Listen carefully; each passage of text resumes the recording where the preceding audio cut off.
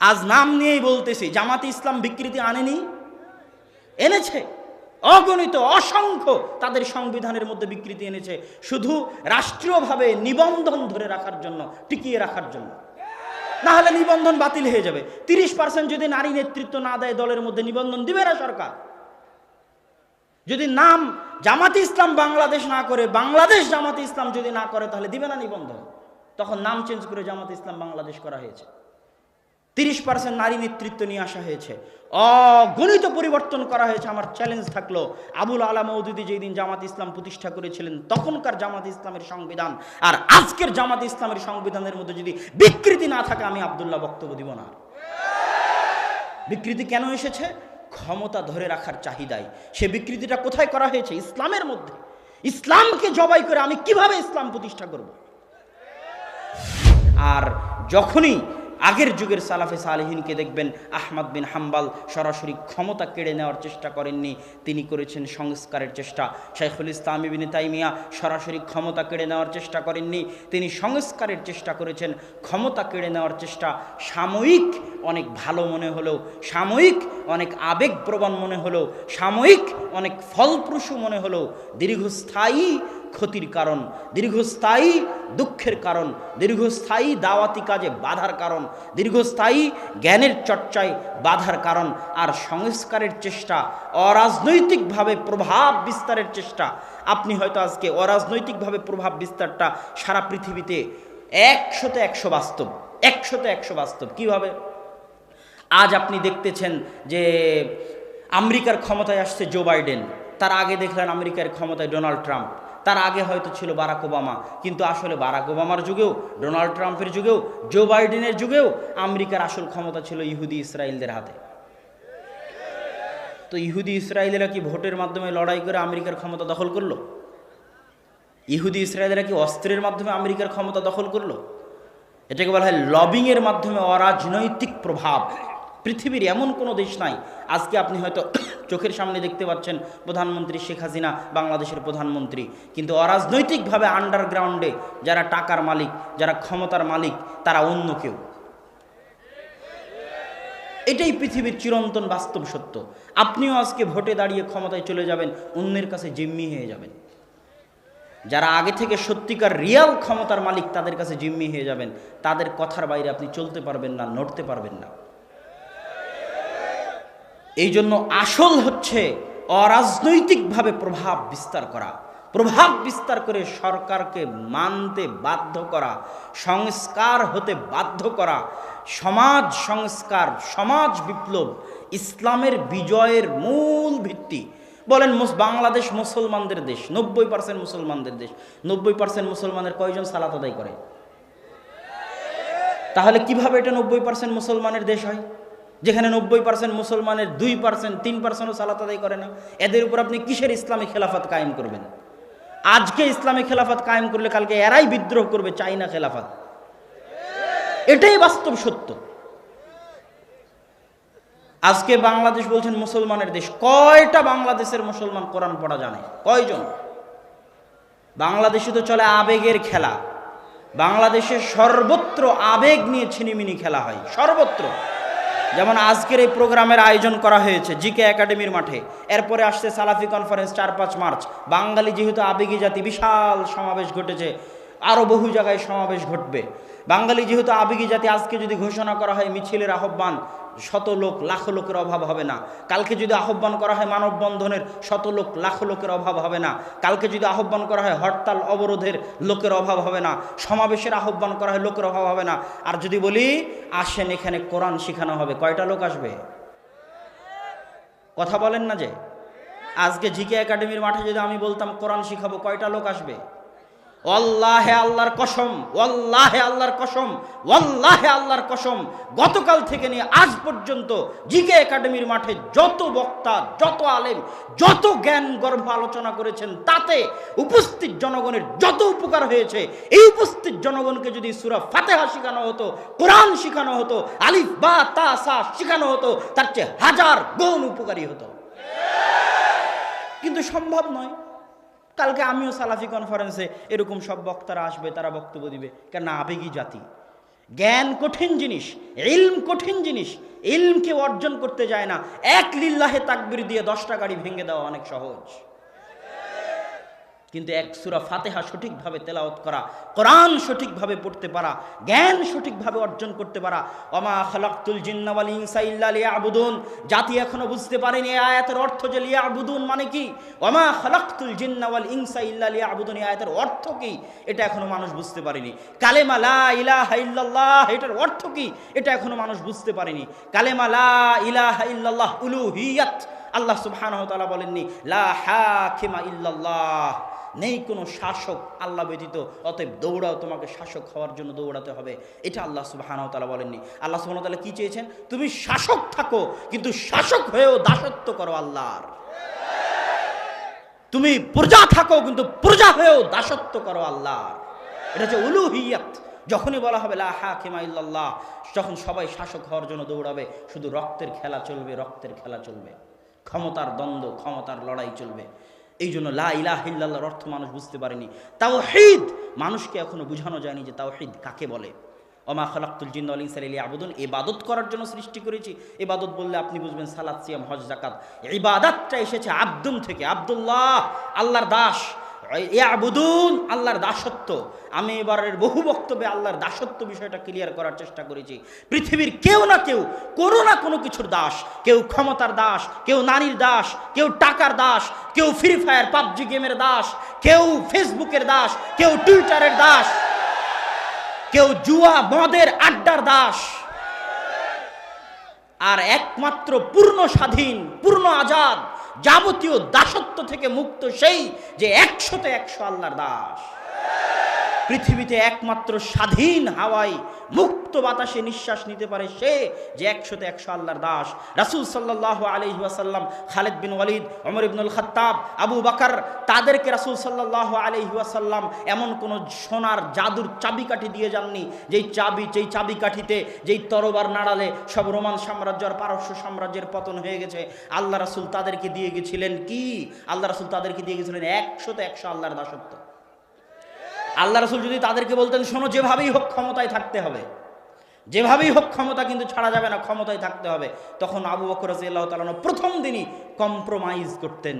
কেননা কম্প্রোমাইজ করা ছাড়া ক্ষমতায় থাকা যায় না, এটাই বাস্তব। প্রথম দিনে আবু বকর রাদিয়াল্লাহু তাআলা কম্প্রোমাইজের রাস্তায় চলে যেতেন। এই যারা যাকাত অস্বীকার করেছে ওদের বিরুদ্ধে যুদ্ধ করা যাবে না, ওদের বিরুদ্ধে যুদ্ধে লাগলে তো আমার ক্ষমতার পতন হয়ে যেতে পারে, কিন্তু আমাকে তো ক্ষমতা ধরে রাখতে হবে, কেননা লা হাকিমা ইল্লাল্লাহ। নাউজুবিল্লাহ, এটা তাকে আল্লাহ রাসূল শিখাননি। আল্লাহ রাসূল শিখিয়েছেন যাবতীয় দাসত্ব থেকে মুক্ত থাকতে হবে। ক্ষমতার দাসত্ব করা যাবে না, টাকার দাসত্ব করা যাবে না, নারীর দাসত্ব করা যাবে না, জুয়া মদের দাসত্ব করা যাবে না। যতক্ষণ বেঁচে থাকবে এক আল্লাহর দাসত্ব করে বেঁচে থাকবে, তাতে ক্ষমতা যাক আর আসুক। যখনই ক্ষমতার পরোয়া করতে যাবে তখনই ইসলাম 100তে 100 টিকানো যাবে না, বিকৃতি আনতেই হবে। আজ নাম নিয়েই বলতেছি, জামাতে ইসলাম বিকৃতি আনেনি? এনেছে, অগণিত অসংখ্য তাদের সংবিধানের মধ্যে বিকৃতি এনেছে, শুধু রাষ্ট্রীয়ভাবে নিবন্ধন ধরে রাখার জন্য, টিকিয়ে রাখার জন্য। না হলে নিবন্ধন বাতিল হয়ে যাবে। 30% যদি নারী নেতৃত্ব না দেয় দলের মধ্যে, নিবন্ধন দিবে না সরকার। যদি নাম জামাতে ইসলাম বাংলাদেশ না করে, বাংলাদেশ জামাতে ইসলাম যদি না করে, তাহলে দিবে না নিবন্ধন। তখন নাম চেঞ্জ করে জামাতে ইসলাম বাংলাদেশ করা হয়েছে। 30% নারী নেতৃত্ব নিয়ে আসা হয়েছে, অগণিত পরিবর্তন করা হয়েছে। আমার চ্যালেঞ্জ থাকলো, আবুল আলা মওদুদী যেই দিন জামাত ইসলাম প্রতিষ্ঠা করেছিলেন তখনকার জামাত ইসলামের সংবিধান আর আজকের জামাত ইসলামের সংবিধানের মধ্যে যদি বিকৃতি না থাকে, আমি আব্দুল্লাহ বক্তব্য দিব না। বিকৃতি কেন এসেছে? ক্ষমতা ধরে রাখার চাহিদায়। সে বিকৃতিটা কোথায় করা হয়েছে? ইসলামের মধ্যে। ইসলামকে জবাই করে আমি কিভাবে ইসলাম প্রতিষ্ঠা করব? যদি ইসলাম কোনোদিন প্রতিষ্ঠা করতে হয় 100তে 100 ইসলাম প্রতিষ্ঠা করতে হবে, নো কম্প্রোমাইজ। হয় ক্ষমতা আসবে, না হয় ক্ষমতা আসবে না। ক্ষমতা দেওয়ার মালিক আল্লাহ, কিন্তু 100তে 100 উলুহিয়াত রাখতে হবে আল্লাহ। আল্লাহর উলুহিয়াতে সরিষা সমপরিমাণ কম্প্রোমাইজ করে আহলে হাদিসরা ক্ষমতায় যেতে রাজি নয়। আহলে হাদিসরা ওরকম হাজারো ক্ষমতার মুখে লাথি মারতে রাজি আছে শুধু আল্লাহর উলুহিয়াত বাস্তবায়ন করার জন্য। কেন একটা দল, একটা জামাত তো থাকতে হবে যারা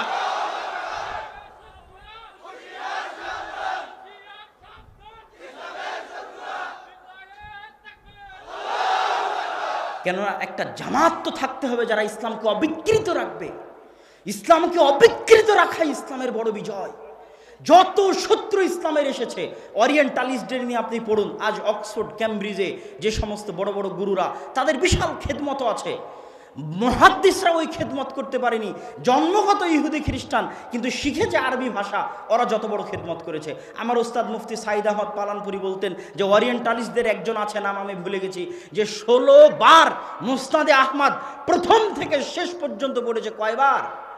16 বার। ইহুদি খ্রিস্টান জন্মগত, গবেষণা করে কোরআন হাদিস নিয়ে তারা জাম আল মুফাহরাস বানিয়েছে, হাদিসের শব্দগুলোকে ডিকশনারি ভিত্তিক সাজিয়েছে।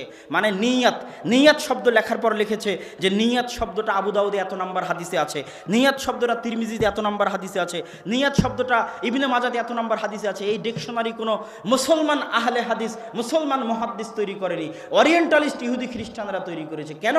তারা চেয়েছে ইসলামের মধ্যে বিকৃতি ঢুকাতে। একটা ধর্মের অবিকৃত থাকাই ওই ধর্মের আসল বিজয়।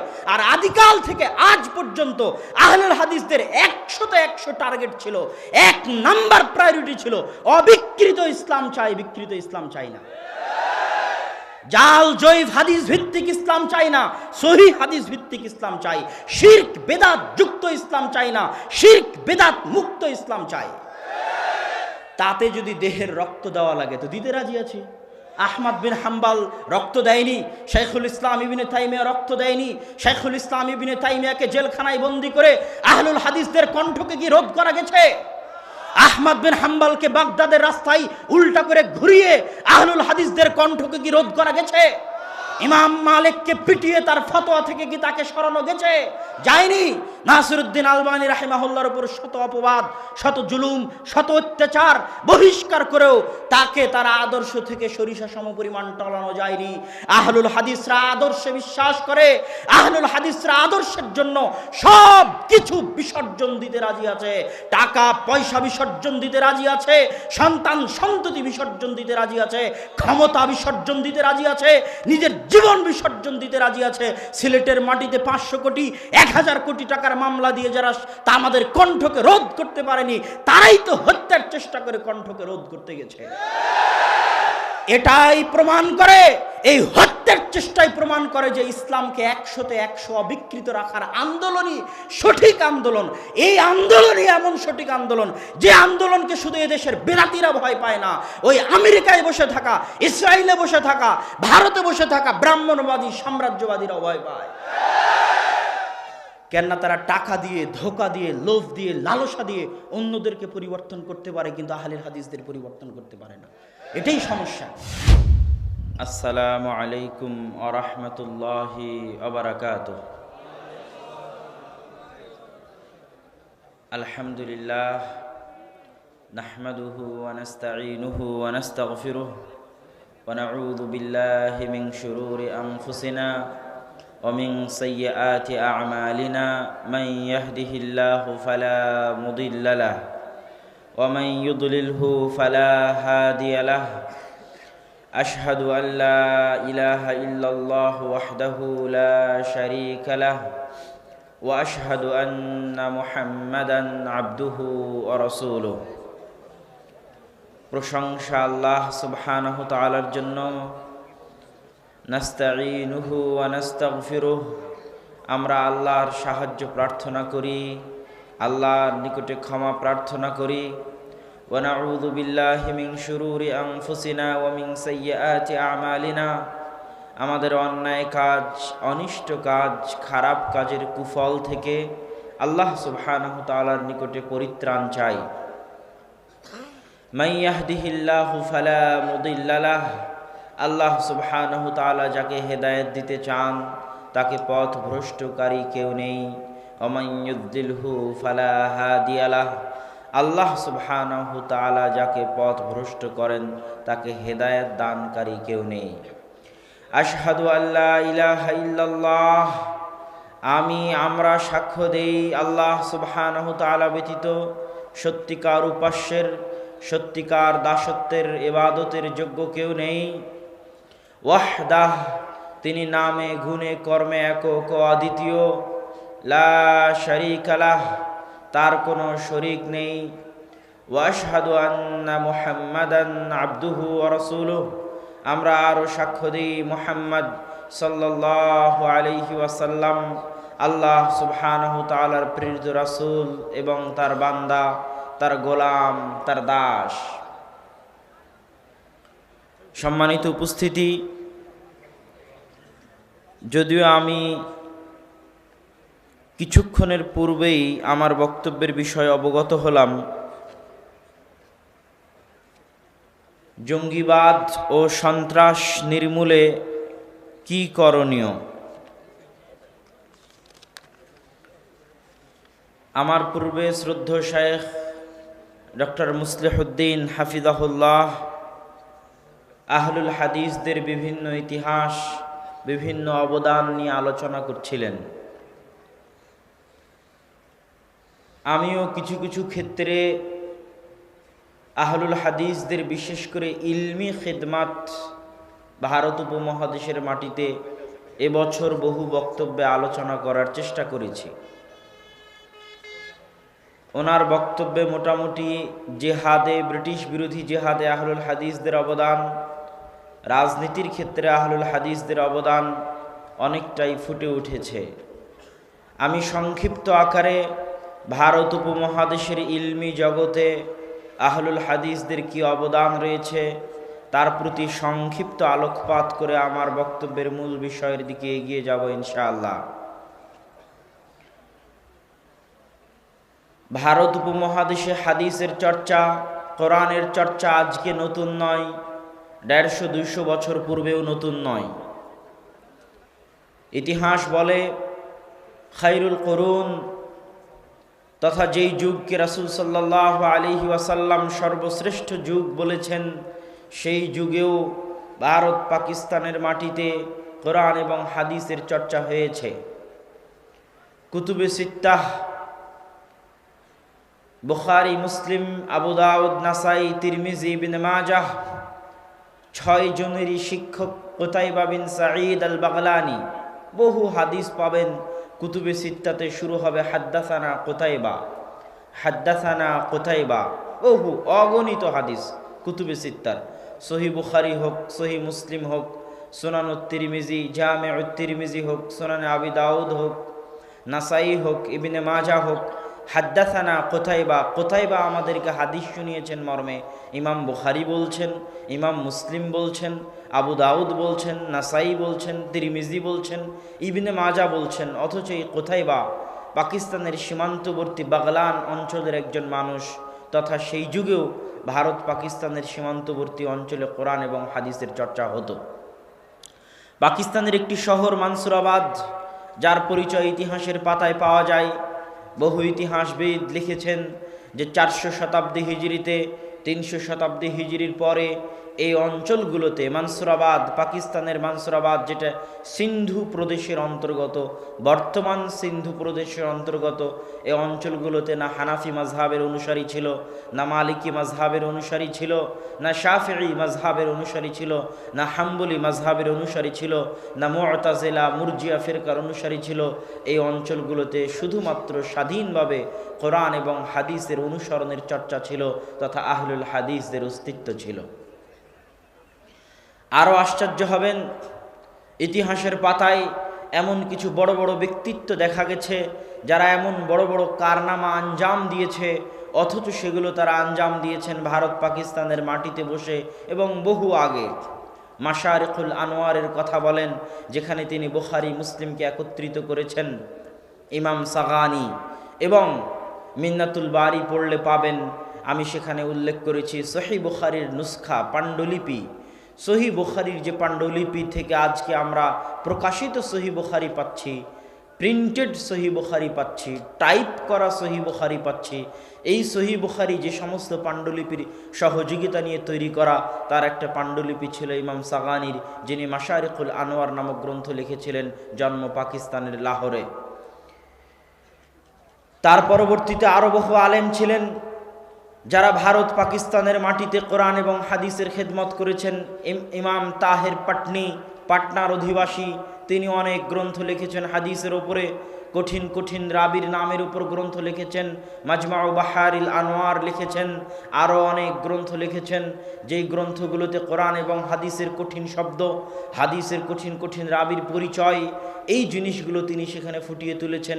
অথচ তিনি এই যুগের আলেম নন, অনেক আগের আলেম। তো ভারত উপমহাদেশের মাটিতে কোরআন এবং হাদিসের চর্চা অনেক আগে থেকেই ছিল, যেগুলো ইতিহাসের পাতা ঘাটলে দেখা যায়। তবে ভারত পাকিস্তানের মাটিতে হাদিস চর্চার স্বর্ণযুগ, যেই স্বর্ণযুগের কারণে আজ কোরআন এবং হাদিস টিকে আছে বলে মানুষ মনে করে, বিজ্ঞ ব্যক্তিরা মনে করে।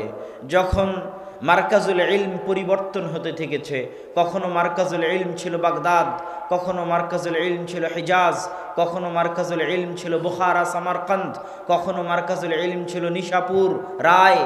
এই মার্কাজুল ইলমগুলো পরিবর্তন হতে থেকেছে। কখনো মার্কাজুল ইলম ছিল আন্দালুস, স্পেন।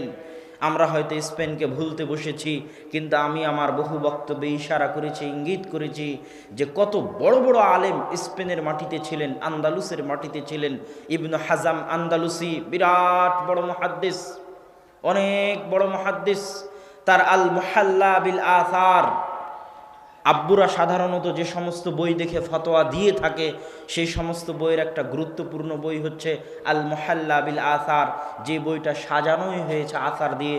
উনি চেষ্টা করেছেন প্রত্যেকটা ফতোয়া আসার, সরাসরি নাস, সরাসরি হাদিস, সরাসরি কোরআন, সরাসরি সাহাবীদের কওল, সরাসরি তাবিঈদের কওল, সরাসরি তাবিঈদের কওল দিয়ে ফতোয়া দেওয়ার, রায় কিয়াস থেকে দূরে থাকার চেষ্টা করেছেন ইমাম ইবনু হাজাম আন্দালুসি, স্পেনের মানুষ। তাফসিরে কুরতুবির লেখক ইমাম কুরতুবা, যেটাকে ইংরেজিতে বলা হয় কর্ডোভা, সেটাকে আরবিতে বলা হয় কুরতুবা। তিনি স্পেনের কর্ডোভা নগরীর অধিবাসী। তাফসিরে কুরতুবির লেখক ইমাম কুরতুবি। হাফিজুল মাগরিব ইবনু আব্দুল বার 463 হিজরিতে একই সাথে হাফিজুল মাগরিব মারা গেছেন, হাফিজুল মাশরিক মারা গেছেন। হাফিজুল মাশরিক বলা হতো খতিব বাগদাদিকে। মাশরিক মানে হচ্ছে পূর্বের হাফেজ, পূর্বের দেশগুলোর সবচেয়ে বড় হাফেজ আলেম। খতিব বাগদাদিও 463 হিজরিতে মারা যান। হাফিজুল মাগরিব পশ্চিমের দেশগুলোর সবচেয়ে বড় হাফেজ, সবচেয়ে বড় আলেম ইবনু আব্দুল বার 463 হিজরিতে মারা যান। একই হিজরিতে হাফিজুল মাগরিব, হাফিজুল মাশরিকের মৃত্যু হয়। ইবনু আব্দুল বার এত বড় মাপের আলেম ছিলেন, মুয়াত্তা মালিকের পিছনে তার যে খেদমাত রয়েছে, তার লিখিত আত-তামহিদ, তার লিখিত আল ইস্তিযকার আজও পৃথিবীর ইতিহাসে চিরভাস্বর, চিরস্মরণীয়। এমন কোনো মুহাদ্দিস, এমন কোনো আলেম নাই যার বাড়িতে আত-তামহিদ নাই, যার বাড়িতে আল ইস্তিযকার নাই, যেটা ইবনু আব্দুল বার রাহিমাহুল্লাহর লেখা। বাড়ি আন্দালুস, স্পেন। এরকম বড় বড় আলেমের নাম বলা যাবে। বিখ্যাত উসুলবিদ ইমাম শাতিবি, তিনি আন্দালুসের, স্পেনের, তথা স্পেনও একসময় মার্কাজুল ইলম ছিল, জ্ঞানের কেন্দ্র ছিল। কিন্তু যুগের পরিক্রমায় যখন পৃথিবীর সব জায়গা থেকে জ্ঞান উঠে গেল, জ্ঞানের চর্চা সীমিত হয়ে আসলো, আলেম ওলামার অভাব দেখা দিল, হাদিসের চর্চার অভাব দেখা দিল। জালালউদ্দিন সুয়ুতির মৃত্যুর পরে পৃথিবী বড় মাপের তেমন কোনো আলেম আর দেখতে পেল না। তখন আল্লাহ সুবহানাহু ওয়া তাআলা ভারত পাকিস্তানের মাটিকে জ্ঞান চর্চার জন্য বাছাই করে নিয়েছিলেন, এবং ভারত পাকিস্তানের আলেম ওলামা এই ভারত পাকিস্তানের মাটিকে জ্ঞান চর্চার এমন উর্বর ভূমি বানিয়েছিল যে আজকের পৃথিবী স্বীকার করতে বাধ্য হচ্ছে। আমি নিজেও বাস্তব তার চাক্ষুষ প্রমাণ দেখেছি। এমন কোনো হাদিসের বই নাই, এমন কোনো ইলমুল রিজালের বই নাই, এমন কোনো ইলমুল জারহ ওয়া তা'দিলের বই নাই যার অধিকাংশগুলো যদি বলা হয় আউয়াল তাবা, প্রথম প্রকাশ, প্রথম টাইপ করা প্রিন্টেড প্রকাশ কোথায় থেকে, দেখলেই দেখা যাবে হিন্দ থেকে, হায়দ্রাবাদ দাকান, দায়রাতুল মাআরিফ, হায়দ্রাবাদ দাকান থেকে প্রকাশিত। বিখ্যাত ইয়েমেনের আলেম আব্দুর রহমান বিন ইয়াহইয়া আল মুআল্লিমি, তিনি আল জারহ ওয়া তা'দিল ইবনু আবি হাতিম, আবু হাতিম হচ্ছেন বিখ্যাত মুহাদ্দিস। মুহাদ্দিসদের মধ্যে যারা পাহাড় স্বরূপ, জাবাল স্বরূপ, হাদিস শাস্ত্রে যাদের কথা চলে, যারা ইমাম বুখারী, ইমাম মুসলিম, আবু দাউদ, নাসাই, তিরমিজির ওস্তাদ, আবু হাতিম, আহমদ বিন হাম্বল, আবু যুরআ, ইয়াহইয়া বিন মাঈন, ইয়াহইয়া বিন সাঈদ আল কাত্তান, আলী ইবনুল মাদিনী, এই 5 জন হচ্ছেন হাদিস শাস্ত্রের জাবাল, পাহাড়, যাদের কথায় রাবিদের যাচাই বাছাই নির্ধারিত হয়। এই রাবি চলবে না চলবে না, 80%, 90% রাবিদের সঠিক ব্যাঠিক নির্ধারিত হয় এনাদের কথার উপর ভিত্তি করে। সেই আবু হাতিম আর আবু যুরআ দুইজনকে পাশে বসিয়ে তাদের এই আবু হাতেমের সন্তান আব্দুর রহমান ইবনে আবি হাতেম, তিনি একজন করে রাবির নাম নেন আর বাপকে জিজ্ঞেস করেন, আব্বা এই রাবির বিষয়ে আপনার মন্তব্য কি, এই বর্ণনাকারীর বিষয়ে আপনার মন্তব্য কি? পিতা উত্তরে বলে, ছেলে লিখতে থাকে। পাশে আর একজন শাইখ থাকে আবু জুরআ, তাকে জিজ্ঞেস করা হয় এই রাবির বিষয়ে আপনার মন্তব্য কি? তিনি বলেন ছেলে লিখতে থাকে।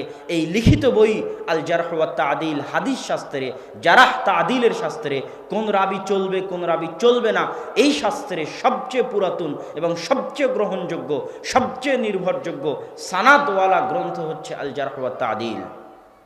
ইমাম বুখারী যখন আর তারিখুল কাবির লিখেছিলেন, ইমাম বুখারীর জীবনের প্রথম লেখাগুলোর একটা ছিল 18-19 বছর বয়সে যখন তিনি আর তারিখুল কাবির লেখেন, তখন তিনি সমস্ত রাবিদের জীবনী রচনা করার চেষ্টা করেছিলেন, কিন্তু তেমন জারাহ তা'দীল নকল করেননি। খুব অল্প সীমিত জারাহ তা'দীল নকল করেছেন, রাবি চলবে কি চলবে না কথা নকল করেছেন সীমিত। তো ইবনে আবি হাতেম ওই রাবিগুলোকে নিয়েই, যেই রাবিগুলো আর তারিখুল কাবির ইমাম বুখারীর লেখা, ওই রাবিগুলোকে নিয়ে বাপ আর আবু জুরআর সামনে বসেছে আর তাদের মন্তব্য লিখতে থেকেছে। সেটা আল জারহ ওয়া তা'দীল ইবনে আবি হাতেম। প্রথম প্রকাশিত হয়েছে কোথায় থেকে? আব্দুর রহমান বিন ইয়াহইয়া আল মুআল্লিমি, কোথায়, ইয়েমেনের মুহাদ্দিস, তিনি এই বই প্রকাশ করেছেন কোথায় বসে? ভারতের হায়দ্রাবাদে বসে, দায়রাতুল মাআরিফ দাকানে বসে গবেষণা করে করে আউয়াল তাবা, প্রথম প্রকাশ এই বইয়ের ভারতের মাটিতে। এরকম অগণিত অসংখ্য বই আছে, অসংখ্য খিদমাত আছে, যেগুলো ভারতের মাটি থেকে আঞ্জাম দেওয়া হয়েছে। আজ সৌদি আরবের শায়েখদের কাছে যত হাদিসের সানাদ আছে, হাদিসের সানাদ মানে আল্লাহ রাসূল পর্যন্ত, ইমাম বুখারী পর্যন্ত, মুসলিম, আবু দাউদ, নাসাই, তিরমিজি, ইবনে মাজাহ পর্যন্ত যে সিলসিলায়ে সানাদ, যে এই বই আমি উমুককে পড়িয়েছি, সে তাকে পড়িয়েছে, সে তাকে পড়িয়েছে, এই সানাদ সাবেত না হলে বই সাবেত হয় না। লেখক পর্যন্ত সানাদ সাবেত না হলে বই অগ্রহণযোগ্য প্রমাণিত হয়। যেমন লেখক থেকে আল্লাহ রাসূল পর্যন্ত সানাদ লাগে হাদিসটা আল্লাহ রাসূলের কিনা এটা প্রমাণ করতে, বুখারী থেকে রাসূল সাল্লাল্লাহু আলাইহি ওয়াসাল্লাম পর্যন্ত সানাদ লাগবে হাদিস আল্লাহ রাসূলের কিনা এটা প্রমাণ করতে। কিন্তু এই বই ইমাম বুখারী লিখেছে না অন্য কেউ লিখেছে, আমার কাছে প্রকাশিত যে বুখারী, এই বুখারী ইমাম বুখারীর লেখা বুখারী না কার লেখা বুখারী, এটা প্রমাণ করতে ইমাম বুখারী থেকে আমার পর্যন্ত সানাদ লাগবে, না হলে প্রমাণিত হবে না যে এই সহিহ বুখারী, ইমাম বুখারীর বুখারী। মানুষ বলবে এটা বিকৃত করে অন্যের লেখা নামে চালিয়ে দেওয়া হয়েছে, ইমাম বুখারীর নয়। এই যে সানাদগুলো আজও সৌদি আরবের মাটিতে যত সানাদ আছে তার 50%, 60-70% সানাদ শাহ ওলিউল্লাহ মুহাদ্দিস দেহলভী হয়ে, ভারতের কোনো না কোনো মুহাদ্দিস হয়ে, মিয়া নাজির হোসাইন দেহলভী হয়ে, ভারতের কোনো না কোনো মুহাদ্দিস হয়ে এই সানাদগুলো লেখক পর্যন্ত পৌঁছে, বুখারী, মুসলিম, আবু দাউদ, নাসাই, তিরমিজি, ইবনে মাজাহ পর্যন্ত পৌঁছে। এই জন্য এখনও আরবের শায়েখদের মধ্যে প্রচলন রয়েছে সানাদ গ্রহণের জন্য ভারত পাকিস্তানে আসা, কেননা এখনও পৃথিবীর আলী সানাদ, উঁচু সানাদ, এই উঁচু সানাদ বলতে মাঝখানে ব্যবধান কমে যাওয়া, লেখক পর্যন্ত ব্যবধান কমে যাওয়াকে বলা হয় আলী সানাদ। এখনও আলী সানাদ অনেক ভারত, পাকিস্তান, বাংলাদেশের মাটিতে রয়েছে, যেগুলো অন্য দেশগুলোতে পাওয়া কঠিন আছে। আমি আলোচনা করছিলাম জালালউদ্দিন সুয়ুতির পরে ভারতের মাটিতে হাদিসের যে খিদমাত শুরু হয়, এই খিদমাতের কথা সকলেই স্বীকার করেছেন। যদি এই খিদমাত না থাকতো তাহলে হয়তো হাদিসের চর্চা দুনিয়া থেকে মিটে যেত। সেই খিদমাতগুলোর প্রথম যিনি শুরু করেছেন তার নাম বলতে হয় নওয়াব সিদ্দিক হাসান খান ভূপালী। নওয়াব সিদ্দিক হাসান খান ভূপালী একাধারে যেমন রাষ্ট্রনেতা ছিলেন, ঠিক তেমন আলেম ছিলেন। এত উন্নত মানের আরবি সাহিত্যে তিনি বই লিখতেন যে আরবদের পক্ষে অত উন্নত মানের আরবি সাহিত্যে বই লেখা সম্ভব কিনা প্রশ্নবিদ্ধ। তারাও সেই বই পড়তে হিমশিম খেয়ে যেত। আকিদার উপর তার 10-এরও অধিক বই রয়েছে নওয়াব সিদ্দিক হাসান খান ভূপালী। আজকে আপনি প্রতিযোগিতায় পাশ করলে পুরস্কার দিচ্ছেন, সেই যুগে নওয়াব সিদ্দিক হাসান খান ভূপালী বুলুগুল মারাম মুখস্থ করতে পারলে এই পুরস্কার, মিশকাত মুখস্থ করতে পারলে এই পুরস্কার, আরবাঈন নববী মুখস্থ করতে পারলে এই পুরস্কার, অগণিত পুরস্কার তিনি বিতরণ করতেন। আজকে মানুষ ফ্রি বই বিতরণ করতেছে, সেই কালে নওয়াব সিদ্দিক হাসান খান ভূপালী তাফসির ইবনে কাসির, সহিহ বুখারী, ইলামুল মুওয়াক্কিঈন, কিতাবুত তাওহীদ, এরকম শত বই, হাজারো লাখো কপি ভারতের বড় বড় আলেমদের কাছে নিজে ছাপিয়ে ফ্রি বিতরণ করিয়েছেন। বুলুগুল মারাম, মিশকাতুল মাসাবিহ। ভারতের মাটিতে হাদিসের চর্চায় নওয়াব সিদ্দিক হাসান খান ভূপালীর অবদান অনস্বীকার্য এবং আরবের আলেমগণ স্বীকার করে।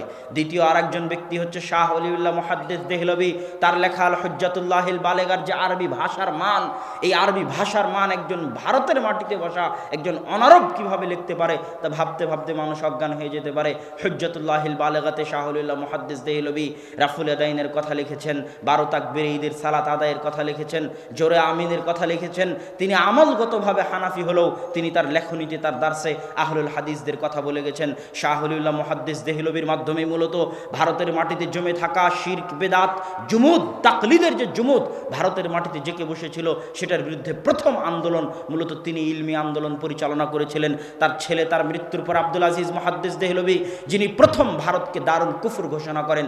দারুল কুফর মানে যার বিরুদ্ধে জিহাদ করা যায়, যার গনিমতের মাল লুণ্ঠন করা যায়, যার জোরপূর্বক ক্ষমতা দখল করা যায়, সেটাকে বলা হয় দারুল কুফর। যেহেতু ভারত দারুল ইসলাম ছিল, মুসলমানেরা যেহেতু ভারত শাসন করত, সেহেতু যতক্ষণ ভারতকে দারুল কুফর বলা না হচ্ছে ততক্ষণ জিহাদ জায়েজ হবে না। প্রথম ভারতকে দারুল কুফর বলে ফতোয়া দিয়েছিলেন আব্দুল আজিজ মুহাদ্দিস দেহলভী। তার লেখা বই বুস্তানুল মুহাদ্দিসিন ইসলামিক ফাউন্ডেশন থেকে অনুবাদ করা আছে। মুহাদ্দিসদের বই পুস্তক জীবনী নিয়ে তিনি সেই বই লিখেছেন। সম্মানিত উপস্থিতি, আব্দুল আজিজ মুহাদ্দিস দেহলভীর পরে তার হাদিসের মসনাদ, দেহলভী মানে দিল্লির অধিবাসী, দিল্লির অধিবাসীকে বলা হয় দেহলভী। তার হাদিসের মসনাদ আঁকড়ে ধরেন শাহ ইসহাক মুহাদ্দিস দেহলভী। ইসহাক মুহাদ্দিস দেহলভী পর্যন্ত ভারত, পাকিস্তান, বাংলাদেশের আহলে হাদিস বলেন, দেওবন্দি বলেন, বেরলভী বলেন, সকলের হাদিসের সানাদ, সকলের উস্তাদ এক এবং একক। এমন কোনো ছাত্র ভারত পাকিস্তানের মাটিতে পাওয়া যাবে না আলেম যিনি এই তিনজনের ছাত্রের ছাত্র নন, এই তিনজনের ছাত্রের ছাত্রদের নিকটে পড়েননি এমন ছাত্র, সেটা হানাফি হোক, দেওবন্দি হোক, আহলুল হাদিস হোক, ভারত পাকিস্তানের মাটিতে খুঁজে পাওয়া মুশকিল। সেটা আহমদ শফি হোক, আর সেটা আব্দুল খালেক সালাফি হোক, আর সেটা ডক্টর মুসলিহুদ্দিন হোক, আর সেটা আমি হই, আর সেটা জুনায়েদ বাবুনগরী হোক, সকলের কারো না কারো এই তিনজনের ছাত্রের নিকটে সারা ভারত, পাকিস্তান, বাংলাদেশের 99% ছাত্রের পড়াশোনা। শাহ ইসহাক মুহাদ্দিস দেহলভীর পর দার্স ভাগ হয়ে যায়। আহলুল হাদিস এবং দেওবন্দি, যেটা আমরা বলতে পারি, তারা মুখোমুখি অবস্থান গ্রহণ করে মিয়া নাজির হুসাইন দেহলভীর শক্ত ভূমিকার কারণে। মিয়া নাজির হুসাইন দেহলভীর আগে শিরক, বেদাতের বিরুদ্ধে, হাদিসের উপর আমলের পক্ষে, তাকলিদের বিরুদ্ধে কঠোর ও কঠিনভাবে ভূমিকা রাখার সাহস তেমন কেউ করেননি। প্রথম করেছিলেন মাওলানা ইসমাইল শহীদ আর মিয়া নাজির হুসাইন দেহলভী। মাওলানা ইসমাইল শহীদ করেছিলেন জিহাদের মাঠে। মাওলানা ইসমাইল শহীদ এবং সৈয়দ আহমদ বেরলভী তারা আগেই জিহাদ শুরু করেননি, সারা ভারতে 5 বছর ব্যাপী দাওয়াতি বিপ্লব চালিয়েছেন। ভারতের উত্তর থেকে দক্ষিণ, পূর্ব থেকে পশ্চিম দাওয়াতে গেছেন এবং দাওয়াতি কাজে ব্যস্ত থেকেছেন। মাওলানা এলায়েত আলী, মাওলানা বেলায়েত আলী, তাদের দাওয়াতি ছিল শিরক এবং বেদাতের বিরুদ্ধে, তাকলিদের বিরুদ্ধে, হাদিসের উপর আমলের পক্ষে। রাফুল আদাইন করতে হবে, জোরা আমিন বলতে হবে, এগুলোর প্রচার এবং প্রচলন কঠোরভাবে তিনি প্রথম শুরু করেছিলেন। তার বই তাকবিয়াতুল ঈমান যদি আজকেও পড়েন আপনি আশ্চর্য হবেন, এই অন্ধকার ভারতের মাটিতে শিরকের বিরুদ্ধে, বেদাতের বিরুদ্ধে কত কঠোর কলম তিনি সেই যুগে ধরেছেন, তা ভাবতে অবাক লাগে। আপনি যদি মনে করেন দিবস কেন শিরক, আব্দুর রাজ্জাক বিন ইউসুফ কেন বলে দিবস শিরক, আপনাকে তাকবিয়াতুল ঈমান পড়তে হবে। শাহ ইসমাইল শহীদ রাহিমাহুল্লাহ লিখে যাওয়া, সেখানে তিনি শিরকের আকীদা, তাওহীদের আকীদা, বেদাত এবং সুন্নাতের আকীদা স্পষ্ট করেছেন। ঠিক আর একদিকে মিয়া নাজির হুসাইন দেহলভী, তার 1.5 লক্ষ ছাত্র ছিল। তিনি ছিলেন, তার একটা লেখা গ্রন্থ আছে মেয়ারুল হক। এই মেয়ারুল হক গ্রন্থটা এই দেশের মাটিতে যারা তাকলিদকে আঁকড়ে ধরে থাকতো তাদের উপর ছিল অ্যাটম বমের মতো। এই মেয়ারুল হকের জবাব লিখতে লিখতে লিখতে লিখতে ওই সমাজও ক্লান্ত হয়ে গেছে, এই সমাজও ক্লান্ত হয়ে গেছে। এখনও মেয়ারুল হকের জবাব লেখা হচ্ছে, পাল্টা জবাব লেখা হচ্ছে, আবার জবাব লেখা হচ্ছে, আবার পাল্টা জবাব লেখা হচ্ছে। 150 বছর হয়ে গেছে, কিন্তু বইয়ের জবাব, পাল্টা জবাব এখনও চলতেই আছে। সেই বইয়ের নাম মেয়ারুল হক, লিখেছেন মিয়া নাজির হুসাইন দেহলভী। তার 1.5 লক্ষ ছাত্র। আজ সারা পৃথিবীতে যেখানে যত আহলে হাদিস দেখতে পাচ্ছেন, বংশালের আহলে হাদিস বলেন, বেরায়েতের আহলে হাদিস বলেন, বল্লার আহলে হাদিস বলেন, আর নতুন আমরা যারা দাওয়াতি কাজে দেখতে পাচ্ছেন বড় বড় আলেম ওলামাদেরকে, সেটা আব্দুর রাজ্জাক বিন ইউসুফ হোক, আর আকরামুজ্জামান বিন আব্দুস সালাম হোক, আরও যত আলেম ওলামাকে দাওয়াতি ময়দানে দেখতে পাচ্ছেন, তারা সকলেই মিয়া নাজির হুসাইন দেহলভীর ছাত্ররা সারা ভারত, পাকিস্তান, বাংলাদেশে যে দাওয়াতি বিপ্লব নিয়ে ছড়িয়ে গেছিলেন সেটার ফসল। তার 4 জন ছাত্রের কথা না বললেই নয়। একজন আব্দুর রহমান আল মুবারকপুরি, একজন শামসুল হক আল আজিমাবাদী, একজন সানাউল্লাহ অমৃতসরী, একজন আবদুল্লাহ গাজীপুরি। এটা ইতিহাস, এই ইতিহাস মনে রাখতে হবে। মনে না রাখতে পারাটা ব্যর্থতা। আমি দারুল উলুম দেওবন্দে পড়েছি, প্রত্যেক ক্লাসে এমন কোনো ক্লাস নাই যেই ক্লাসে দারুল উলুম দেওবন্দের শিক্ষকেরা বলতেন না যে হামারে আকাবির ने ये फरमाया, मौलाना कासिम नानुतुबी साहब ने ये फरमाया, उमुक साहब ने ये फरमाया। তারা তাদের আকাবিরদের ইতিহাসগুলো ধরে রেখেছে তাদের দার্সে, তাদের তারদিসে, তাদের বক্তব্যে, তাদের লেখনীতে। কিন্তু আহলুল হাদিসরা তাদের সালাফ, তাদের আকাবিরদের ইতিহাস ভুলে গেছে, ধরে রাখার চেষ্টা করে না, চর্চা করার চেষ্টা করে না। আব্দুর রহমান মোবারকপুরীর নাম মুখস্থ করতে হবে, প্রত্যেক আহলে হাদিস সন্তানের জানা থাকতে হবে। শামসুল হক আজিমাবাদীর নাম, সানাউল্লাহ অমৃতসরীর নাম। আজকে অন্যরা বলতেছে যে তারা ফাতেহে কাদিয়ানিয়াত, কাদিয়ানিদের বিরুদ্ধে নাকি তাদের আন্দোলন সবচেয়ে সফল। হ্যাঁ, তারাও আন্দোলন করেছে, এই কথা সত্য, কিন্তু কাদিয়ানিদের বিরুদ্ধে সবচেয়ে সঠিক, সবচেয়ে মজবুত, সবচেয়ে কঠোর, সবচেয়ে কার্যকরী, সবচেয়ে সফল আন্দোলনের লিডার ছিলেন মাওলানা সানাউল্লাহ অমৃতসরী। এবং তার সাথে মোবাহালাতেই, তার সানাউল্লাহ অমৃতসরীর সাথে মোবাহালাতেই গোলাম আহমদ কাদিয়ানির মৃত্যু হয়। গোলাম আহমদ কাদিয়ানি এবং সানাউল্লাহ অমৃতসরীর যে মোবাহালা, সেটা ঐতিহাসিক মোবাহালা। আমি যদি সত্যের উপর থাকি তাহলে তোমার মৃত্যু আগে হবে, আর তুমি যদি সত্যের উপর থাকো তাহলে আমার মৃত্যু আগে হবে। এই মর্মে তারা মোবাহালা করলেন। গোলাম আহমদ কাদিয়ানি আগে মারা গেলেন। গোলাম আহমদ কাদিয়ানির মৃত্যুর প্রায় 40 বছর পর পর্যন্ত নবুয়তের, খাতমে নবুয়তের জীবন্ত মুআজিজা হিসেবে পৃথিবীর বুকে জীবিত ছিলেন মাওলানা সানাউল্লাহ অমৃতসরী। বলা হয় একই টেবিলে শিয়া আসুক, সুন্নি আসুক, ব্রিলভী আসুক, দেওবন্দি আসুক, আর আরারিয়া সমাজ আসুক, হিন্দু আসুক, বৌদ্ধ আসুক, ইহুদি আসুক, খ্রিস্টান আসুক, সকলের সাথে একই মঞ্চে তর্ক বিতর্ক করে সকলকে পরাজিত করতে পারবেন, এরকম জ্ঞান আল্লাহ সানাউল্লাহ অমৃতসরীকে দান করেছিলেন। তিনি আহলুল হাদিস নামে একটা পত্রিকা, আখবারে আহলুল হাদিস নামে একটা পত্রিকা প্রতি মাসে প্রকাশ করতেন। স্বাধীনতার সময় শিখেরা, হিন্দুরা তার অমৃতসর হচ্ছে ভারত পাকিস্তানের সীমান্তবর্তী অঞ্চল পাঞ্জাব, ভারতের পাঞ্জাবের অমৃতসরে তার যে লাইব্রেরি ছিল, বিশাল লাইব্রেরি, শিখেরা, হিন্দুরা সেই বিশাল লাইব্রেরির আগুনে জ্বালিয়ে দিয়েছিল। মাওলানা আবুল কালাম আজাদ দিল্লি থেকে পুলিশ পাঠিয়েও ওই লাইব্রেরি রক্ষা করতে পারেননি। এখানে একটা মজার জিনিস হচ্ছে, মাওলানা সানাউল্লাহ অমৃতসরী পাকিস্তানের পক্ষে, মাওলানা আবুল কালাম আজাদ ভারতের পক্ষে।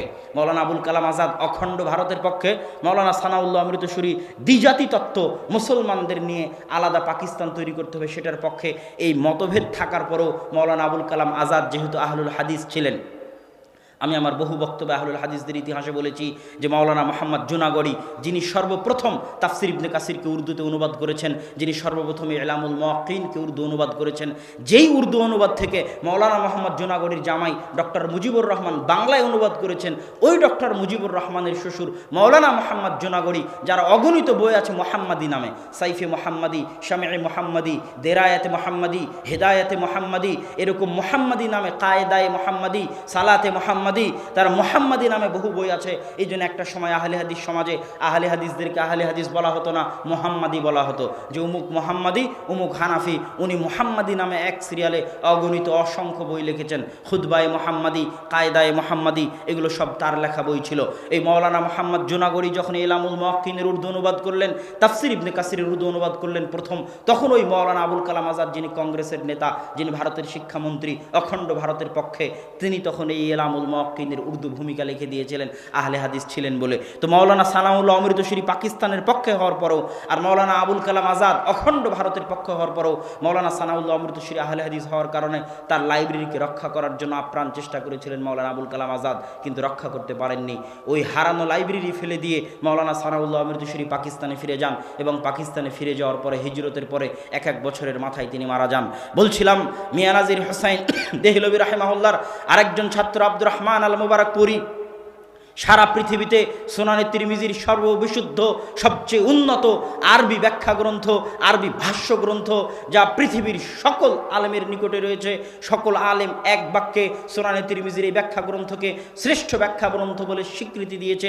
সেই তুহফাতুল আহওয়াজির লেখক মাওলানা আব্দুর রহমান আল মুবারকপুরী, ভারতের মানুষ, জামিয়া রাহমানিয়ার ফারেক, দিল্লির বুকে জামিয়া রাহমানিয়া, যেটা এখন জামিয়া মিল্লিয়া ইসলামিয়া নামে পরিচিত, ইসলামিক ইউনিভার্সিটি, ওই জামিয়া মিল্লিয়া ইসলামিয়ার জায়গাতেই জামিয়া রাহমানিয়া দিল্লি ছিল। কিন্তু জামিয়া রাহমানিয়া দিল্লির জেলা পরিচালক ছিলেন, তারা ছিলেন অখণ্ড ভারতের বিরোধী এবং পাকিস্তানের পক্ষে। এই জন্য যখন ভারত পাকিস্তান আলাদা হয় তখন তারা জামিয়া রহমানিয়া দিল্লির বই পুস্তক দিল্লি সরকারের হাতে হস্তান্তর করে দিয়ে ছেড়ে দিয়ে পাকিস্তানে হিজরত করেন। পাকিস্তানে গিয়ে আবার তারা জামিয়া রহমানিয়া প্রতিষ্ঠা করেছিলেন। জামিয়া রহমানিয়া ছিল ভারতের মাটিতে মার্কাজুল ইলম, আহলুল হাদিসদের মার্কাজ। জামিয়া রহমানিয়া বন্ধ হয়ে যাওয়ার পর থেকে নিয়ে 60 শতকের আগ পর্যন্ত দীর্ঘ 20 বছর আহলুল হাদিসদের কোনো কেন্দ্রীয় মার্কাজ ভারতের মাটিতে ছিল না। পরবর্তীতে জামিয়া সালাফিয়া বানারস প্রতিষ্ঠা হওয়ার মাধ্যমে ভারতের মাটিতে আহলুল হাদিসদের ইলমি মার্কাজ হয়। যেই জামিয়া সালাফিয়া বানারস থেকে দীর্ঘ 5 বছর আব্দুর রহমান বিন আব্দুর রাজ্জাক পড়াশোনা করে এসেছে। বলছিলাম আব্দুর রহমান আল মুবারকপুরীর কথা, উনি জামিয়া রহমানিয়ার ফারিক। আব্দুর রহমান আল মুবারকপুরী তুহফাতুল আহওয়াজির লেখক, আর একটা বইয়ের তিনি লেখক। সেই বইয়ের কথা না বললেই নয়। বুলুগুল মারাম আহলুল হাদিসদের মাদ্রাসাগুলোতে পড়ানো হয়। তখন কিছু হানাফি আলেম ভাবলো বুলুগুল মারামের সব হাদিস তো আহলে হাদিস মাযহাবের পক্ষে, আমরা একটা হাদিসের বই কেন না লিখি যে হাদিসের বইয়ে হানাফি মাযহাবের হাদিস থাকবে। বইয়ের নাম আসারুস সুনান, লেখকের নাম মাওলানা নিম্বি। বই প্রকাশ হওয়া শেষ হয়নি, বইয়ের উত্তর লিখলেন আরবিতে আব্দুর রহমান মুবারকপুরী। বইয়ের নাম দিলেন আবকারুল মিনান ফি নাকদে আসারিস সুনান। এক বইয়েই ওই আসারুস সুনান মাটির নিচে চলে গেল। ভারতের কোনো হানাফি মাদ্রাসার সাহস হলো না আর ওই আসারুস সুনানকে সিলেবাসের অন্তর্ভুক্ত করার, শুধু আব্দুর রহমান মুবারকপুরীর আবকারুল মিনান ফি নাকদে আসারিস সুনান এই গ্রন্থের কারণে। এরকম আরেকটা গ্রন্থ ভারতের আলেম ওলামা লেখার চেষ্টা করেছেন মৌলানা আশরাফ আলী থানবির পরামর্শে। মৌলানা জাফর আহমদ থানবি, মৌলানা আশরাফ আলী থানবি আবার অখণ্ড ভারতের পক্ষে ছিলেন। মৌলানা আশরাফ আলী থানবি আবার পাকিস্তানের পক্ষ ছিলেন, অখণ্ড ভারতের বিরোধী ছিলেন। আর মৌলানা হোসাইন আহমদ মাদানী অখণ্ড ভারতের পক্ষে ছিলেন। তো মৌলানা আশরাফ আলী থানবির পরামর্শে মৌলানা জাফর আহমদ ওসমানী লিখলেন ইলাউস সুনান, যেখানে শুধু হানাফি মাযহাবের পক্ষে হাদিসগুলোকে জমা করা হয়েছে, যে হাদিসগুলো দিয়ে হানাফি মাযহাবের বিভিন্ন ফতোয়াকে সাবিত করার চেষ্টা করা হয়েছে। ওই ইলাউস সুনানের জবাব এখন দিচ্ছেন পাকিস্তানের একজন বিখ্যাত আহলে হাদিস আলেম মাওলানা ইরশাদুল হক আল আসারি। ইলাউস সুনান ফিল মিজান নামে বইয়ে, যেটার আরবিও আছে, যেটার উর্দু আছে। তো আলোচনা করছিলাম মাওলানা আব্দুর রহমান মুবারকপুরীর কথা। তারপরে মাওলানা শামসুল হক আজিমাবাদী গায়াতুল মাকসুদ সুনানে আবু দাউদের 32 খণ্ডে আরবি ভাষায় ব্যাখ্যা গ্রন্থ, শ্রেষ্ঠ ব্যাখ্যা গ্রন্থ তিনি লিখেছেন গায়াতুল মাকসুদ। তারও লাইব্রেরিকে হিন্দু মুসলিম দাঙ্গায় পুড়িয়ে জ্বালিয়ে দেওয়া হয়েছে। তার লাইব্রেরির কিছু বাকি অংশ ঢাকায় পর্যন্ত এসেছিল, কিন্তু পরবর্তীতে সেটাও হারিয়ে গেছে। ওই গায়াতুল মাকসুদ ওই হিন্দু মুসলিম দাঙ্গায় হারিয়ে যাওয়ার ফলে মাত্র 2 খণ্ড পাকিস্তান থেকে প্রকাশিত হয়েছে, আর পাওয়া যায় না। তবে গায়াতুল মাকসুদের সারমর্ম আউনুল মাবুদ, যেটা বর্তমানে সারা পৃথিবীতে পরিচিত এবং সারা পৃথিবীর শ্রেষ্ঠ আবু দাউদের ব্যাখ্যা গ্রন্থ আরবিতে গণ্য হয়, সে আউনুল মাবুদের লেখক হচ্ছেন শামসুল হক আল আজিমাবাদী রাহিমাহুল্লাহ। শামসুল হক আজিমাবাদীর আরেকটা বড় কারনামা, আরেকটা নয় 2টা বড় কারনামা আছে। একটা বড় কারনামা হচ্ছে ইমাম বুখারী রাহিমাহুল্লাহ সহিহ বুখারীর প্রায় 25 জায়গায় কালা বাযুন নাস, কালা বাযুন নাস, কালা বাযুন নাস, বাযুন নাস বলে তিনি কিছু মানুষের মাসালাকে রদ করতে চান, কিছু মানুষের মাসালার উত্তর দিতে চান, বিরোধিতা করতে চান। ওই সাধারণত 25 বাযুন নাসের অধিকাংশ মাসালায় হানাফি মাযহাবের বিরুদ্ধে, হানাফি ফিকহের বিরুদ্ধে।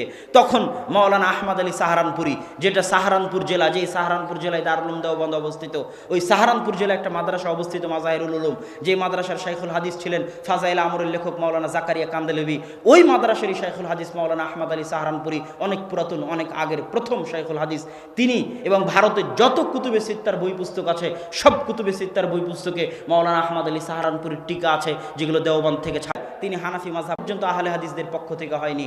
আহলে হাদিসদের পক্ষ থেকে এই খেদমতের অভাব আছে যে আহলে হাদিসরা কুতুবে সিত্তা প্রকাশ করবে সহিহ টিকা দিয়ে, সহিহ ব্যাখ্যা দিয়ে, টিকা ব্যাখ্যা দিয়ে কুতুবে সিত্তা প্রকাশ করবে। এই খেদমত এখনো ভারত পাকিস্তানের আহলে হাদিসদের পক্ষ থেকে হয়নি। কিন্তু সেই কালে মাওলানা আহমদ আলী সাহারানপুরি কুতুবে সিত্তার সব বই হানাফি মাযহাবের টিকা অনুযায়ী প্রকাশ করে দিয়েছিলেন। তখন তিনি সহিহ বুখারীর যে 25 জায়গায় কালা বাযুন নাস বলে হানাফি মাযহাবকে রদ করতে চেয়েছেন ইমাম বুখারী, ওই 25 জায়গার তিনি উত্তর দিয়েছেন। কে উত্তর দিয়েছে?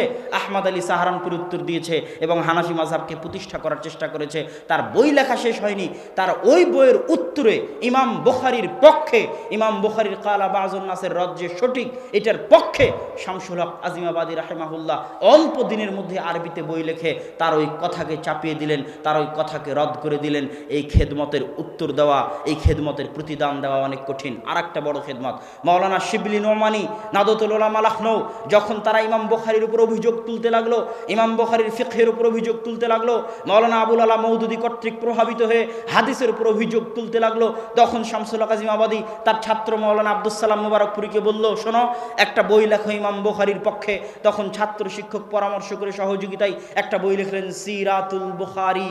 যখন মাওলানা শিবিলি নোমানি লিখেছিলেন সিরাতুন নুমান তথা সিরাত নুমান ইবনে সাবিত, সেটাতে তিনি ইমাম বুখারী এবং আহলুল হাদিসদের কোরআনিক অভিযোগ উত্থাপন করেছিলেন। ওটার উত্তরে সিরাতুল বুখারী লিখলেন শামসুল কাজিমাবাদী এবং তার ছাত্র আব্দুস সালাম মুবারকপুরী। আমার দেখা, আমি মিন্নাতুল বারীতে ইমাম বুখারীর জীবনী লিখতে গিয়ে দেখেছি সিরাতুল বুখারীর চাইতে শ্রেষ্ঠ ইমাম বুখারীর জীবনী কোনো গ্রন্থ আরবি ভাষাতেও নাই, উর্দু ভাষাতেও নাই, বাংলা ভাষাতেও নাই, যেটা আহলুল হাদিসদের খেদমত, ভারতের আহলুল হাদিসদের খেদমত, উর্দুতে লেখা সিরাতুল বুখারী।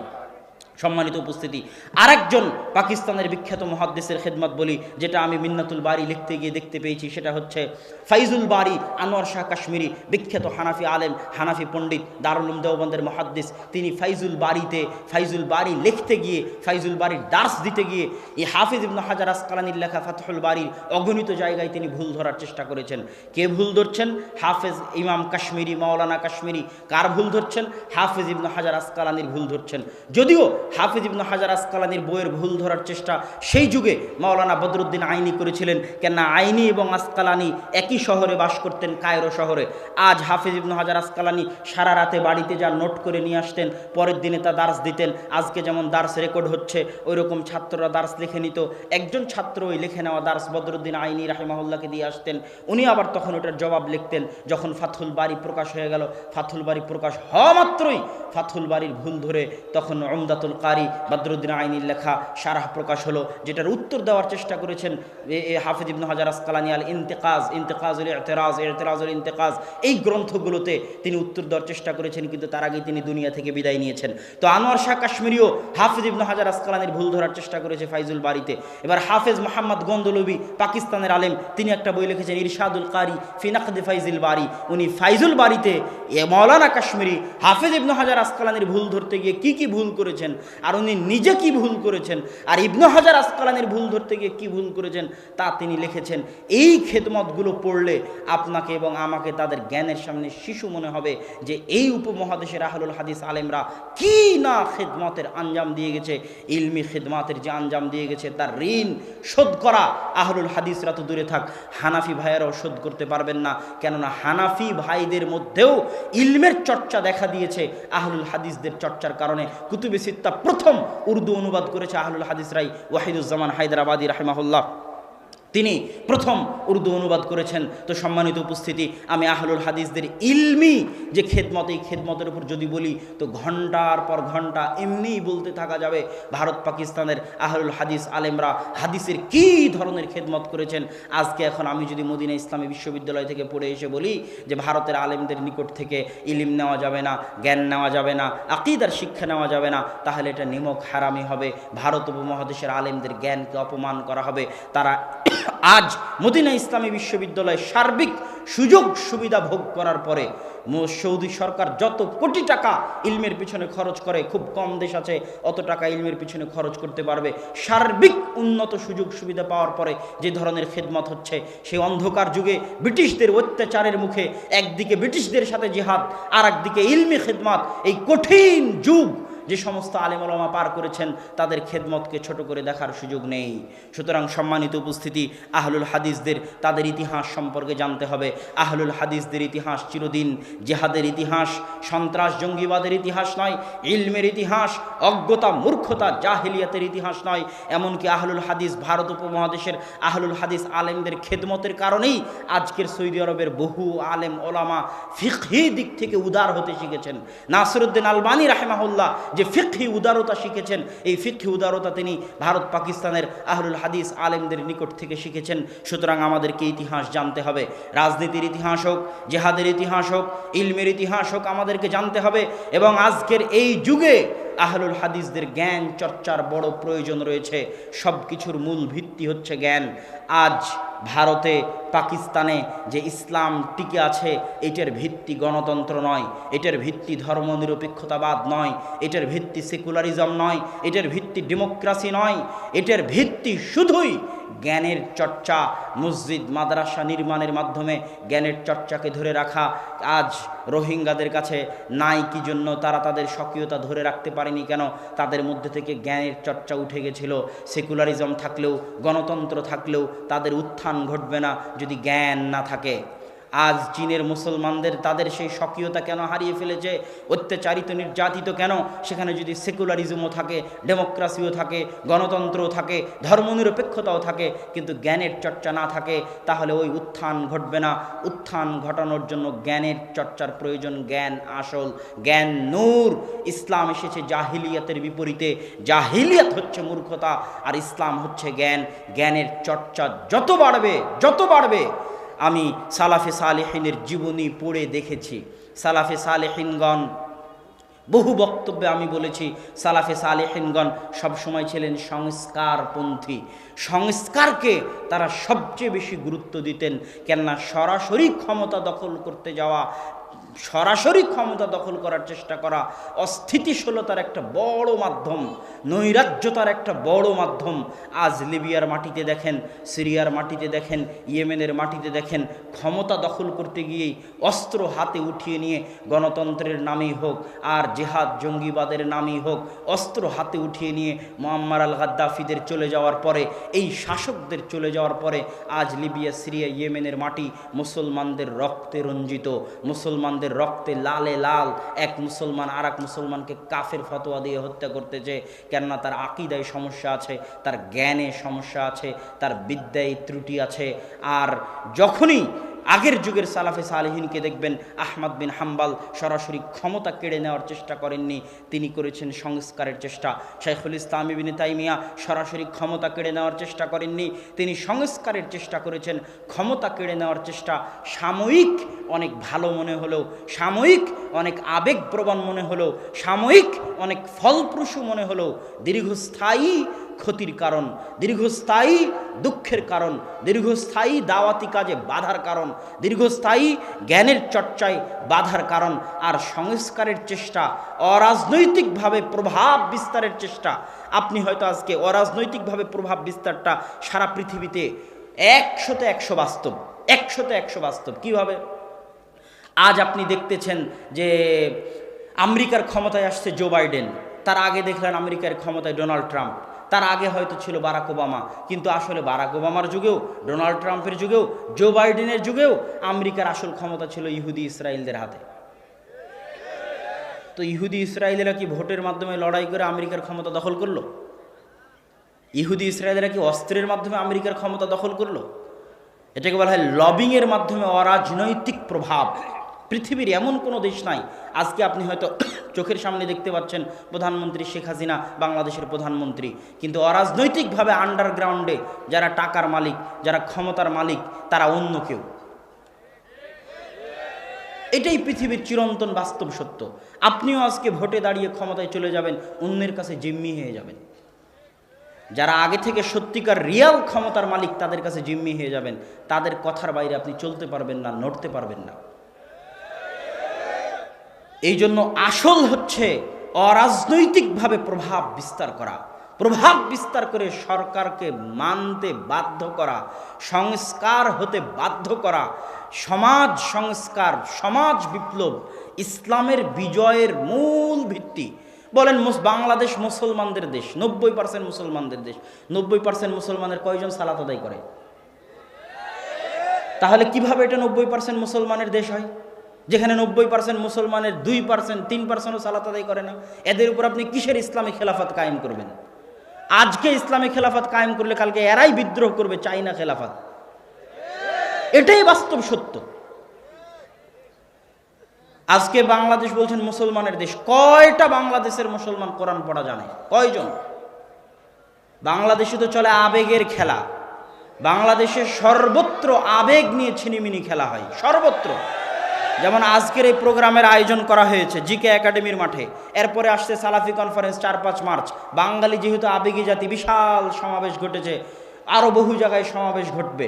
বাঙালি যেহেতু আবেগী জাতি, আজকে যদি ঘোষণা করা হয় মিছিলের আহ্বান, শত লোক লাখো লোকের অভাব হবে না। কালকে যদি আহ্বান করা হয় মানববন্ধনের, শত লোক লাখো লোকের অভাব হবে না। কালকে যদি আহ্বান করা হয় হরতাল অবরোধের, লোকের অভাব হবে না। সমাবেশের আহ্বান করা হয়, লোকের অভাব হবে না। আর যদি বলি আসেন এখানে কোরআন শেখানো হবে, কয়টা লোক আসবে? কথা বলেন না যে? আজকে জিকে একাডেমির মাঠে যদি আমি বলতাম কোরআন শিখাবো, কয়টা লোক আসবে? ওয়াল্লাহে আল্লাহর কসম, ওয়াল্লাহে আল্লাহর কসম, ওয়াল্লাহে আল্লাহর কসম, গতকাল থেকে নিয়ে আজ পর্যন্ত জিকে একাডেমির মাঠে যত বক্তা, যত আলেম, যত জ্ঞান গর্ভ আলোচনা করেছেন, তাতে উপস্থিত জনগণের যত উপকার হয়েছে, এই উপস্থিত জনগণকে যদি সূরা ফাতিহা শেখানো হতো, কোরআন শেখানো হতো, আলিফ বা তা সা শেখানো হতো, তার চেয়ে হাজার গুণ উপকারী হতো। কিন্তু সম্ভব নয়। কালকে আমিও সালাফি কনফারেন্সে এরকম সব বক্তারা আসবে, তারা বক্তব্য দিবে, কেন আবেগী জাতি। জ্ঞান কঠিন জিনিস, ইলম কঠিন জিনিস। ইলমকে অর্জন করতে যায় না, এক লিল্লাহে তাকবীর দিয়ে 10টা গাড়ি ভেঙে দেওয়া অনেক সহজ। কিন্তু এক সূরা ফাতিহা সঠিকভাবে তেলাওয়াত করা, কোরআন সঠিকভাবে পড়তে পারা, জ্ঞান সঠিকভাবে অর্জন করতে পারা। ওমা খালাকতুল জিন্না ওয়াল ইনসা ইল্লা লিয়াবুদুন, জাতি এখনো বুঝতে পারেনি এই আয়াতের অর্থ যে লিয়াবুদুন মানে কি। ওমা খালাকতুল জিন্না ওয়াল ইনসা ইল্লা লিয়াবুদুন, এই আয়াতের অর্থ কি এটা এখনো মানুষ বুঝতে পারেনি। কালেমা লা ইলাহা ইল্লাল্লাহ, এটার অর্থ কি এটা এখনো মানুষ বুঝতে পারেনি। কালেমা লা ইলাহা ইল্লাল্লাহ উলুহিয়াত, আল্লাহ সুবহানাহু ওয়া তাআলা বলেননি লা হাকিমা ইল্লাল্লাহ, নেই কোনো শাসক আল্লাহ ব্যতীত, অতএব দৌড়াও, তোমাকে শাসক হওয়ার জন্য দৌড়াতে হবে, এটা আল্লাহ সুবহানাহু ওয়া তাআলা বলেননি। আল্লাহ সুবহানাহু ওয়া তাআলা কি চেয়েছেন? তুমি শাসক থাকো, কিন্তু শাসক হয়েও দাসত্ব করো আল্লাহর। তুমি প্রজা থাকো, কিন্তু প্রজা হয়েও দাসত্ব করো আল্লাহর। এটা হচ্ছে উলুহিয়াত। যখনই বলা হবে লা হাকিমা ইল্লাল্লাহ, যখন সবাই শাসক হওয়ার জন্য দৌড়াবে, শুধু রক্তের খেলা চলবে, রক্তের খেলা চলবে, ক্ষমতার দ্বন্দ্ব, ক্ষমতার লড়াই চলবে। এই জন্য লা ইলাহা ইল্লাল্লাহর অর্থ মানুষ বুঝতে পারেনি। তাওহীদ মানুষকে এখনো বোঝানো যায়নি যে তাওহীদ কাকে বলে।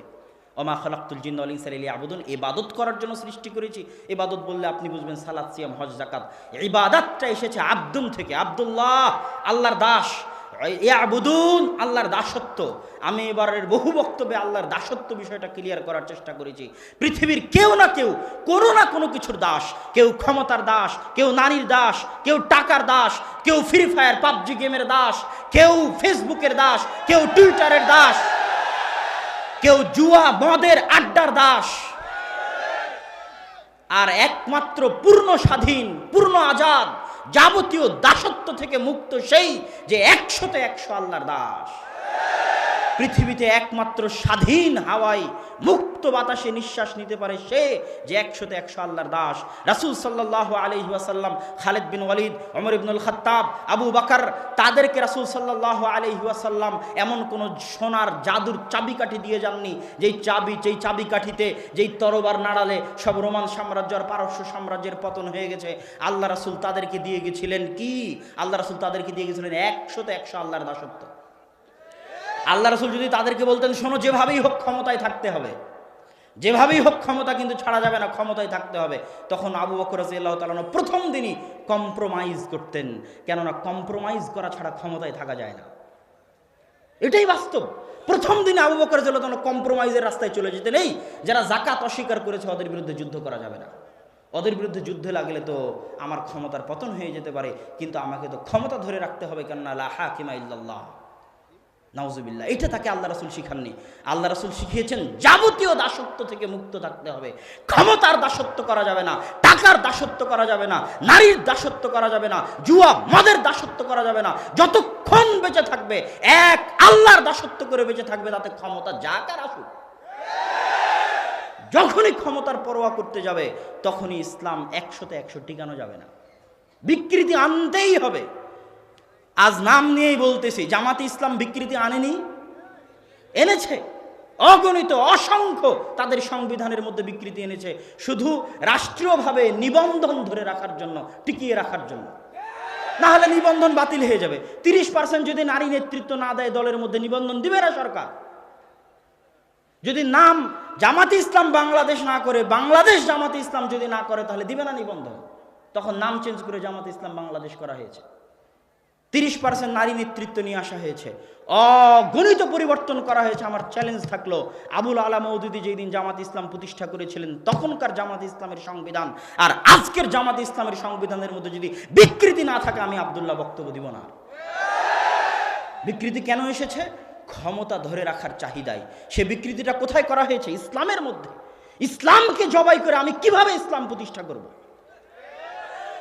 যদি ইসলাম কোনোদিন প্রতিষ্ঠা করতে হয় 100-100 ইসলাম প্রতিষ্ঠা করতে হবে, নো কম্প্রোমাইজ। হয় ক্ষমতা আসবে, না হয় ক্ষমতা আসবে না। ক্ষমতা দেওয়ার মালিক আল্লাহ, কিন্তু 100-100 উলুহিয়াত রাখতে হবে আল্লাহ। আল্লাহর উলুহিয়াতে সরিষা সমপরিমাণ কম্প্রোমাইজ করে আহলে হাদিসরা ক্ষমতায় যেতে রাজি নয়। আহলে হাদিসরা ওরকম হাজারো ক্ষমতার মুখে লাথি মারতে রাজি আছে শুধু আল্লাহর উলুহিয়াত বাস্তবায়ন করার জন্য। কেন? একটা দল, একটা জামাত তো থাকতে হবে যারা